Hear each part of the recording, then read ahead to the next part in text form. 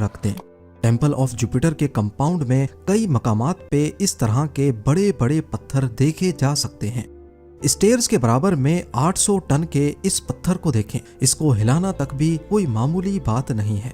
इसके बाद आ जाते हैं साउथ वॉल पे, जहां 400 से लेकर 800 टन के बेशुमार ब्लॉक्स पाए जाते हैं। कुछ जमीन के ऊपर हैं तो कई जमीन के नीचे, पर किसी को भी मालूम नहीं कि ये जमीन में कितना डीप है। इसके बीच की फिटिंग बड़ी सफाई के साथ की गई है और बॉर्डर पे बनी ये लाइन 1 मिलीमीटर से भी छोटी है। ये देखने के बाद ये काम और ज्यादा पेचीदा दिखाई देता है। इन पत्थरों के सरफेस पे कुछ अजीबो गरीब निशानात मौजूद हैं, जैसे आजकल की मॉडर्न माइनिंग मशीनरी की वजह से पत्थरों पे बनते हैं।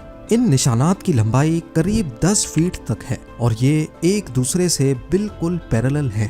पुराने कदीम दौर के टूल्स की बात की जाए तो इनमें से कोई ऐसा नहीं है जो इस किस्म के निशानात बना सके। कम से कम हिस्टोरियंस के रिकॉर्ड पे तो ऐसा कोई टूल नहीं है।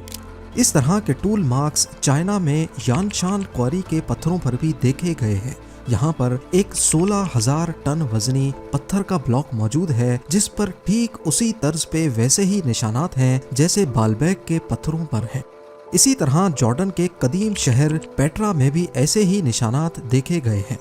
पहाड़ के पत्थरों को काटकर ये शहर भी कम से कम 2300 साल पहले बनाया गया था। कंपैरिजन किया जाए तो ये निशानात आजकल की मॉडर्न मशीनरी जैसे ही हैं, यानी ज़माना कदीम में भी ऐसी टेक्नोलॉजी थी जो मॉडर्न मशीनरी की तरह पत्थरों को काट सकती थी। पर जाहिर है इसका कोई ठोस सबूत अभी तक हिस्टोरियंस के पास नहीं है।